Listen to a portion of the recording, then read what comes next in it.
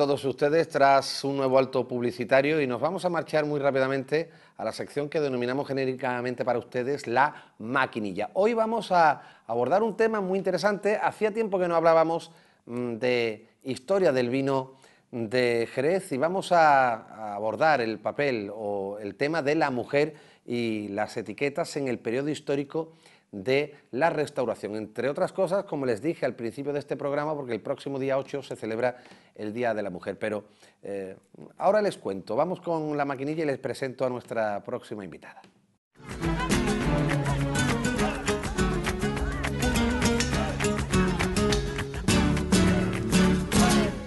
Y les iba a decir que qué mejor que María del Carmen Borrego Pla, de Bodegas El Maestro Sierra, también profesora de Historia en la Universidad de Sevilla.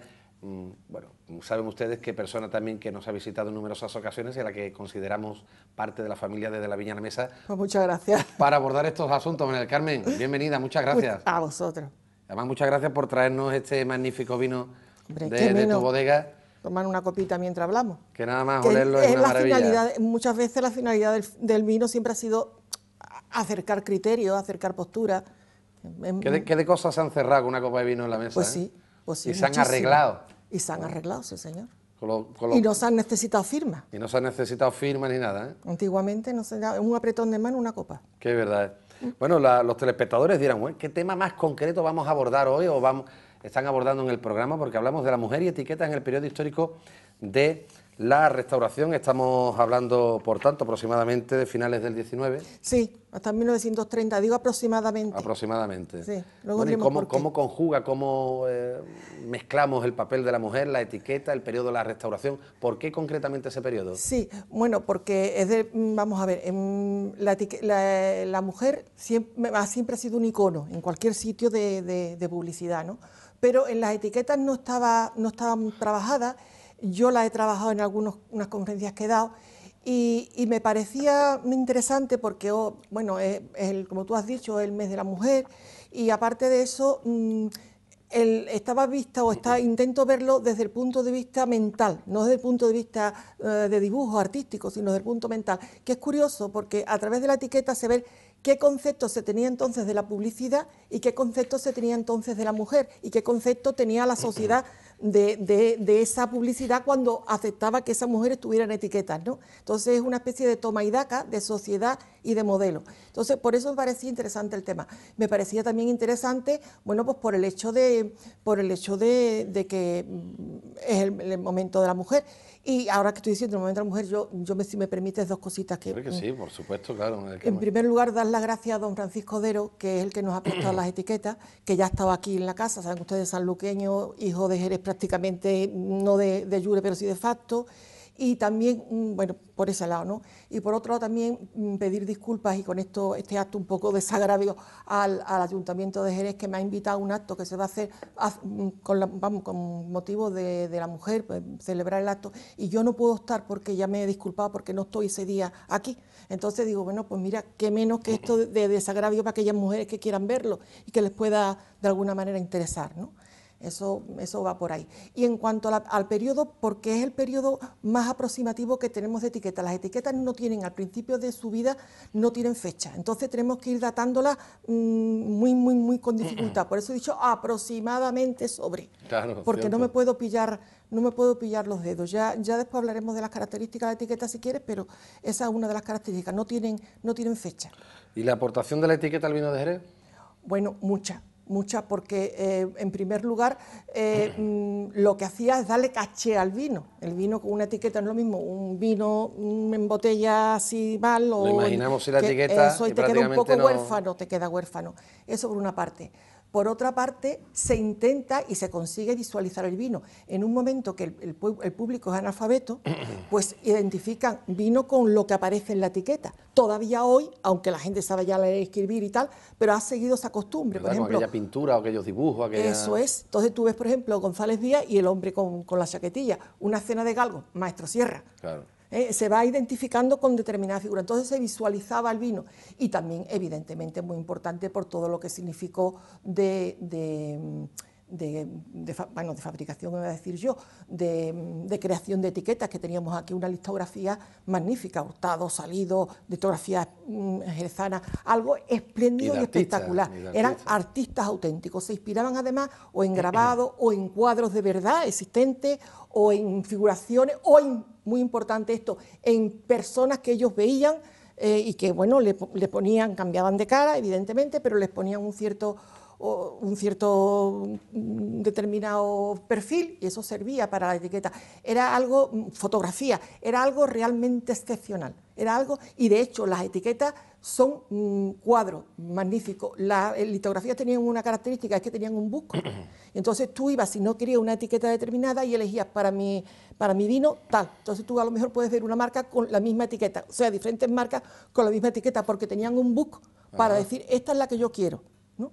Y algunas veces, otras veces no. Y también había una cosa muy interesante, que yo me parece que traemos por ahí algunas, que son postales, es decir, tenían postales basadas en etiqueta o no etiqueta, pero que se hacían como se daban la encargaban las bodegas para regalo de las visitas que iban allí. Has hecho un apunte inicial y ahora entramos un poquito más de lleno sobre la temática, en concreto las mujeres dentro de la misma. Bueno, porque hablamos también de un periodo histórico donde el papel de la mujer, que jugaba entonces, no es el de ahora. Entonces no sé cómo se podía mirar, bueno, precisamente que la mujer estuviera en una impresión de una etiqueta, o estuviera impresa, ¿no?, su dibujo, su figura en una etiqueta. El papel de la mujer, en definitiva, ¿cómo fue aquello? Bueno, pues el papel de la mujer es que era un papel, depende de la temática que fuera. Claro, la mujer estaba considerada de una forma o de otra, pero el papel de la mujer en esa etiqueta era el intentar ayudar a vender el vino como icono y evidentemente según la temática que eligiera el dueño de bodega, y según la idea que tuviera, pues de esa forma era conseguida la mujer y era vista por la gente. Que, por ejemplo, flamencos hay mucho, porque el flamenco arrancaba mucho, santos hay mucho, porque ya veremos por qué, cuadros históricos también. Es muy curioso algo, que yo no sé si, pero es muy curioso algo, que además se puede ver aquí, ahí hay una etiqueta que se verá inmediatamente, que es una vendimiadora. No hay religioso, hay histórico, hay flamenco, hay taurino, costumbrista, hay de todo, pero hay algo que nosotros notamos mucho, esa es. Es una de las pocas, por eso es una de las pocas donde aparece la vendimiadora. ¿Por qué? Bueno, porque el mundo de la vendimiadora es un mundo muy bronco, muy difícil.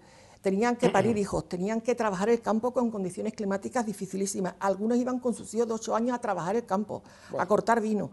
La sopa de tomate y el gazpacho, que siempre se dice como instrumento de comida, era cuando se podía. O sea, que ¿para qué vamos a decir más, no? De hecho, esto sería luego el núcleo más importante del anarquismo. Porque, entonces, la única etiqueta que he visto yo de vendimiadora es esta, que es de un cuadro, es una copia de un cuadro de Rhodes, de un pintor austriaco. No aparece más la vendimiadora, por razones obvias, porque molesta, dura. La gente que toma el vino quiere algo de vendimia agradable. Y entonces, como era difícil crear algo de vendimia aquí agradable, dadas las circunstancias, pues entonces lo que se le ocurría es esto, un cuadro. Pues vamos a seguir todo idealizado, vamos. Al hilo de esta primera fotografía de la etiqueta, si les parece, y los compañeros quieren, vamos a ir contemplando hay algunas que son el muy resto interesantes. de una lista, creo que son 10, 12 etiquetas. Bueno, este de Guzmán el Bueno, este es un cuadro histórico también, que es de Martínez Cubels, ¿no? Y esto es curioso porque, bueno, llegan los mereníes, toman tarifa o quieren tomar tarifa, cogen al hijo de Guzmán el Bueno y lo toman como preso, ¿no? Entonces le dicen al padre que entregue la plaza o que si no, el niño será muerto. Entonces el padre dice, antes de entregar la plaza, tiro mi puñal y lo mato, ¿no? Lo matáis. Entonces es una obra coral donde la madre, se recuerda mucho la cuestión de la Biblia, ¿no? La madre, es una obra con la madre se agarra, no, por Dios, por favor, pero hay la figura central, date cuenta que es Guzmán el Bueno, porque significa la lealtad, significa eso, lo que hemos dicho antes, la mano y no hace falta ningún contrato, es la vergüenza torera, por decirlo de alguna manera. Sin embargo, esa que está ahí sería una de las bases más importantes que no se conoce de la casa de los Medina Sidonia. Porque era una María Alfonso Coronel que llevaba, que esto es muy interesante, llevaba como dote, que eso tampoco se dice, pero las mujeres eran importantes porque eran madres y además llevaban dotes, eran las que de alguna manera hacían las uniones de las casas.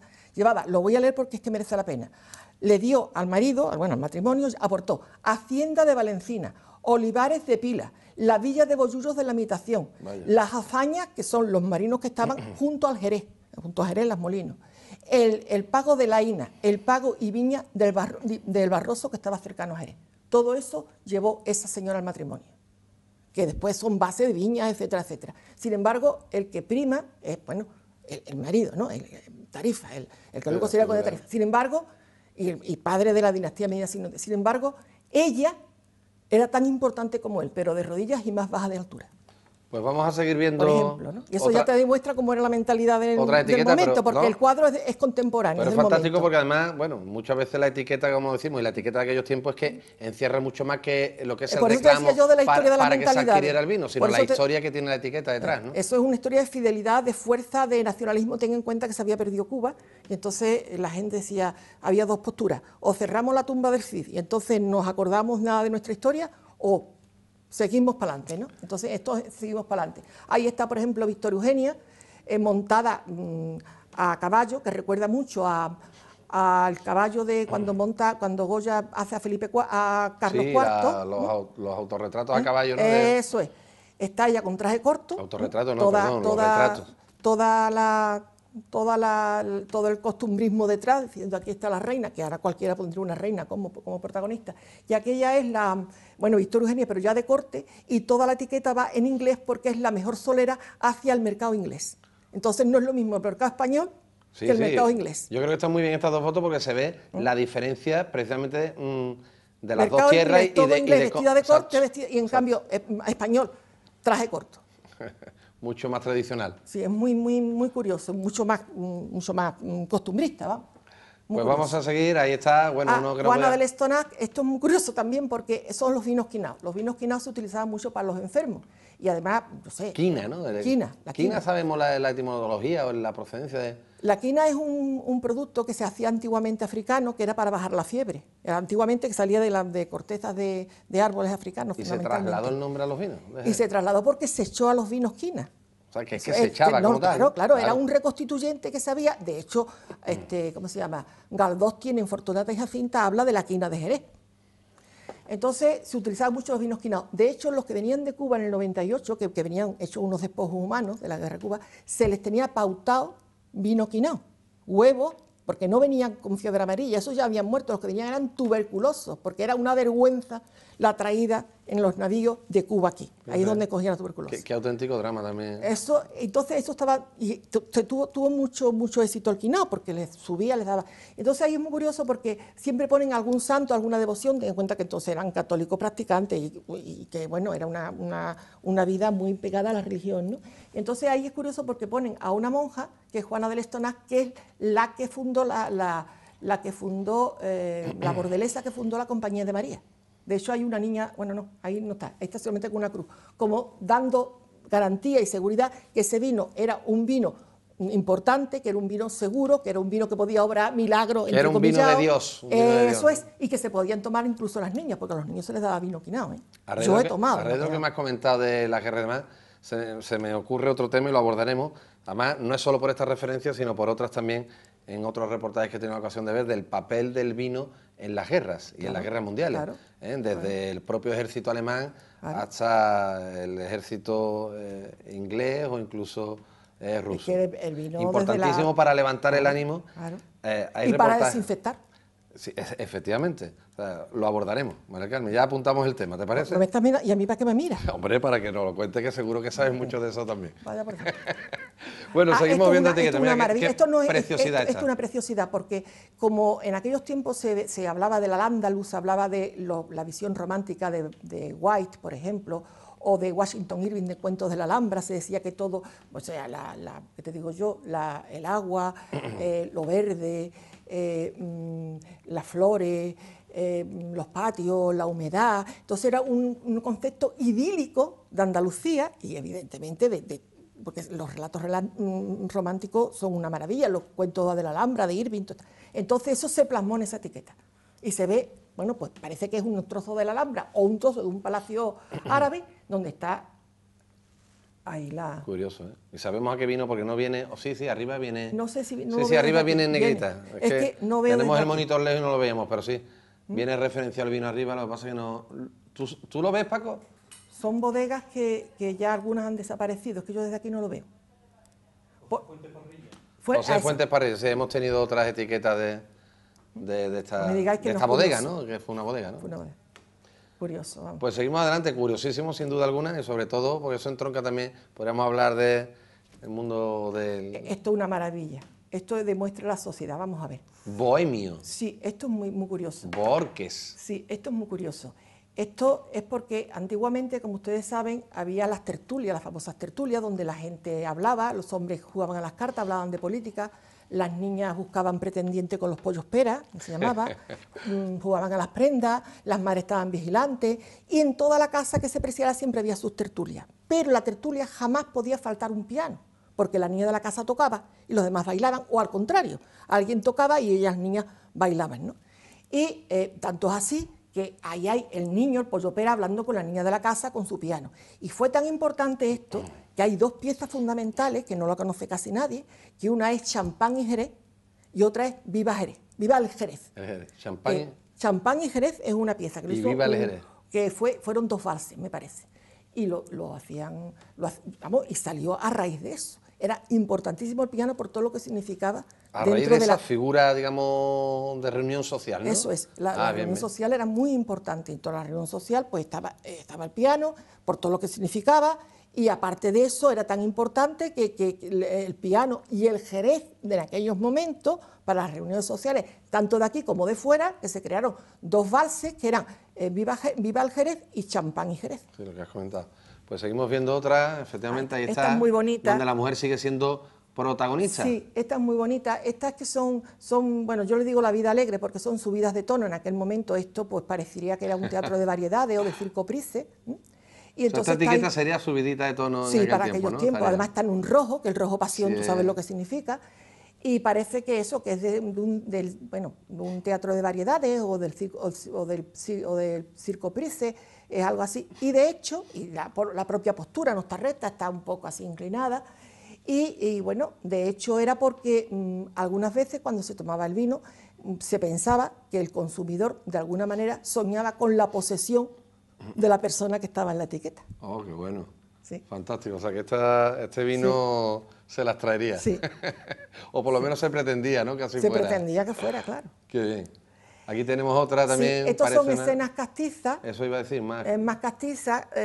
Bueno, estaba el costumbrismo y luego el casticismo. La casta o el casticismo era lo más radical del costumbrismo, ¿no? Lo más racial, vamos, por decirlo de alguna forma, de alguna manera. Y siempre también había muchas tarjetas y muchas etiquetas de este tipo.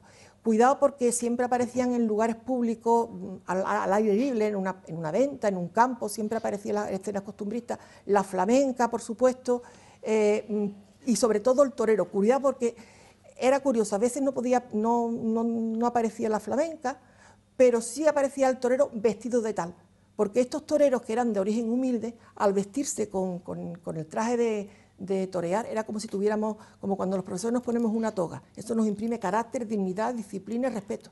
Entonces ellos, siempre que podían, o siempre que se representaba a un torero, se representa siempre con montera y vestido de torear, porque eso es un emblema de dignidad para ellos. Las figuras costumbristas y castizas, como dice María del Carmen Borrego Plan, muy presentes. Y esto es muy curioso, porque es una preciosidad. Esto es una postal de alguna bodega que la va a regalar, pero me interesa mucho porque la mantilla que está ahí aparece con peina, puede aparecer sin peina. Es muy curioso porque yo no sé si tú sabrás que ha sido una de las prendas más reivindicativas de la monarquía de España. Esta mantilla alguna vez se ha puesto en el norte como de tela para poderse abrigar con el frío. Pero en el caso de Andalucía y concretamente en el caso de Jerez, cuando vino este costumbrismo se utilizó como un aderezo, ¿no? Como un complemento. Y a ese tipo se unieron las grandes familias, a la mantilla y por eso de ahí la gente con mantilla, la duquesa de la vestida de gitana, se unió al costumbrismo y al catolicismo este tipo, ¿no? Y esta mantilla se utilizó mucho. ¿Qué pasó? Que cuando estaba aquí el rey Amadeo de Aosta, que es de Saboya, que fue un rey que duró muy poco tiempo, que lo querían poner como rey en la restauración, que no consiguió, no cuajó. Entonces, lo mismo que con Carlos III se habían cortado las capas, el motín de Esquilache, porque querían cortar las capas y los españoles dijeron que no se cortaban las capas y que ellos tenían sus capas largas y que eso seguía tradicional. Y hubo un motín, el motín de Esquilache, porque Esquilache era el ministro que quería cortar esas capas, italiano y tal. Aquí, cuando vino Amadeo de Aosta con su esposa, todas las mujeres, absolutamente todas, de los grandes de España hasta la última fregona, iban todo el día con la mantilla puesta, para decirle a la reina y al rey, estos son nuestros atributos, no te queremos aquí. De alguna forma, de alguna manera, es una forma de protestar y de reivindicar, sigilosa, pero muy visual, muy vistosa. Entonces, desde entonces la mantilla es tradicional, castiza y además reivindicativa. Y mucha gente no lo sabe, cuando se pone la mantilla se cree que es un aderezo normal y corriente, pero la mantilla tiene detrás una gran historia. Mucho lenguaje. Una gran historia. Y mucho mensaje, mejor dicho. Además, una mantilla como la vemos puesta ahí, bueno, es particular, ¿no? No se lleva hoy tal cual. No. Esa mantilla era la mantilla que se llamaba de castañuela, que era no era de chantilly, sino de blonda. De blonda, y no era tan alta también, Eso digo, la propia peineta. Bueno, pues Eso aquí estamos viendo otra que hace referencia, vemos como, efectivamente, lleva como si fuera de carnaval. No, es de carnaval. Es de carnaval, ¿no? No sé qué vino, yo es que no veo desde de Sánchez aquí. Romate. No, pero ¿pone algún tipo de vino o no? Pone lágrima Christi. Claro, lágrima Christi. Es que veréis, porque el carnaval de Jerez fue un carnaval importantísimo durante mucho tiempo, un poco tiempo, mejor dicho. Y ese carnaval se parecía mucho al carnaval de Venecia, no era el carnaval de Cádiz, era completamente diferente. Y se utilizaba mucho la mujer con el antifaz porque se suponía que el vino hacía el efecto del antifaz, es decir, con el antifaz la persona que era tímida perdía la timidez, podía hablar con la gente, podía abrirse mucho más al hombre, porque si no la mujer estaba muy constreñida y si no había una presentación de por medio, había una madre, había un padre, había una reunión, pues era difícil entablar. Entonces, eso quiere decir. Pero hay otra cosa, que el Lágrima Christi, que es uno de los mejores vinos, los más famosos de Italia ahora mismo, Lágrima Christi, no sé cómo llegaría aquí a Jerez, cómo estaría aquí en Jerez, pero el origen del Lágrima Christi es un origen italiano, del Vesubio, que la historia es que la tierra era tan mala que se decía que era un trozo de Lucifer, un trozo del infierno que le había traído Lucifer allí, porque todo estaba cerca del Vesubio. Entonces las lágrimas de Cristo, cuando vio aquello, hizo fructificar aquello. Y había un monasterio que se llama Lágrima Christi, Lágrimas de Cristo. Y fueron los monjes los que empezaron a crear vinos, a cultivar vino. Y ahora mismo es uno de los más importantes del mundo, Lágrima Christi. En principio era unos 13 grados rojizo, ahora ya incluso lo hay blanco, pero Lágrima Christi para Italia es uno de los más significativos. Y curiosamente ahí aparece el Lágrima Christi, que yo no sé si lo exportarían, lo comprarían, lo importarían, pero hay un Lágrima Christi que sería curioso seguir la trayectoria. Vale, Carmen, por último, si eres tan amable, vamos a quedarnos con estas dos, sí, porque ya se nos ha ido volando el tiempo. Sí, bueno, estas donde dos, la mujer, como decimos, vuelve a ser protagonista. El mundo flamenco, bueno, ahí está la majeza, la seguridad, la sensación morena, con claveles, en pie o sentada, ofreciendo copa o sin ofrecer, con las manos en jarra. Con sus mantones cruzados. Sus mantones cruzados. Los colores siempre anónimas, son mujeres anónimas siempre, los colores muy empastados, y curiosamente todas van a aparecer con un mantón, que el mantón tiene otra historia también muy importante relacionada en este caso con India. En esta época, bueno, llegaba el tabaco, llegaba en petacas, en grandes fardos, de ahí el nombre de petaca, envuelto en sedas, venía desde Cuba, venía envuelto en seda, para que no se estropeara. Entonces, cuando llegaba a la fábrica de tabaco, se hacían los apartijos, dependiendo. A las más viejas cigarreras se le daba los puros, lo que iban a hacer las hojas para los puros, y a las más jóvenes el cigarro. Entonces, ellas, que estaban humildes, que no, dijeron, bueno, ¿y por qué estas petacas, como estaban envueltas en seda, con la cuchilla, cortamos y le ponemos unos flecos, y nos hacemos un mantón y bordamos ese mantón? Nos sale gratis y va a ser nuestro abrigo. Por eso la gente se equivoca mucho cuando dicen el mantón de Manila. No, el mantón sevillano por un lado y el mantón de Manila por otro. El sevillano estará bordado y el andaluz estará bordado con lo que ellas sabían bordar, que eran pájaros, flores y frutos de limones, naranjas, no más, porque no sabían bordar más, porque es lo que tenían delante. Y después, a imitación de las señoritas de Manila, que todavía Manila pertenecía a la corona, que iban con unos mantones y unas cosas muy largas, como decían ellas, con chinos bordados, pero como ellas no sabían bordar chinos, bueno, pues imitamos, pero con colores muy fuertes, no tan pálidos como los colores muy fuertes, con el marco geográfico y natural que tenemos, que son pájaros, flores. O sea, que el mantón de Sevilla nace en esas partidas que venían, Claro, evidentemente, las partidas de tabaco que venían de entraban Cuba. hasta Sevilla y allí Allí, claro, la fábrica de tabaco ya se cortaba y se veía para una purera. Y esa seda la cogían para... La cogían, las cortaban, como no era de nadie, con una la cuchilla de cortar tabaco, Curiosísimo. cortaban y entonces lo hacían encuadrado, entonces le pusieron unos pendones y luego enriquecían bordando con lo que ya sabían bordar. Fantástico, ¿eh? Pues hay dos diferencias de mantones. Totalmente. Tú vas a Sevilla y pides un mantón de Manila y te dan el mantón chino. Pero claro, tú dices, usted es un mantón, pero es que yo lo quiero sevillano. Entonces te ponen, que es lo que se hace. Esos mantones sevillanos son la base de la economía de todo no, pero de gran parte de los pueblos del Aljarafe. María del Carmen, ha sido un auténtico placer. Siempre lo digo, pero es que es la realidad, no he ido muy estoy rápida, mintiendo. me deja muchas cosas en el tintero, pero hijo, sí, hemos tenido que dejar alguna por dar fotito, una pincelada más o menos. Tenemos que la se mira excusa como perfecta para que venga otra vez, además... Oye, tú la has tomado ahí conmigo. Como ¿no? se suele decir, te he puesto tarea, con lo de ya lo veo, ya. el consumo de vino en el periodo de guerra. Pero bueno, ya lo abordaremos tranquilamente. Eso sí, hemos dedicado esta sección a la mujer en la etiqueta de vino en el periodo de la restauración, con motivo del día 8 de marzo, y yo creo que mejor que finalizar esta agradable charla, tertulia que nos entrevista, brindando por la mujer, ¿no? Pues me parece estupendo. Pues, tú estás un poquito corto de ahí, sí, despacito, ¿no? yo te voy a pedir que me sirva. Yo he bebido más que tú durante la charla, ¿eh? Yo no alcanzo, así que vete tú. Esto es un honor, ¿eh? Ay. Vamos a ponerlo por aquí. Ay, Dios mío. Muchas gracias, María del Carmen. A ti. Perfecto. Vale, venga. Y brindamos por la mujer. Y que siga, se siga trabajando a la mujer en el sentido de ir aprovechando y alargando y preparando todo su futuro que Tenemos está todavía... grandes cherry woman en el mundo del vino de Jerez. Muchísimas gracias, María a vosotros. del Carmen. Señoras y señores, y con este delicioso sorbo de este gran fino del maestro Sierra, vamos a marcharnos de nuevo a publicidad. A vuelta de la misma estaremos en disposición ya de hablarles de esa segunda edición de Vinos de España, una pasión. Se lo cuento a vuelta de publicidad.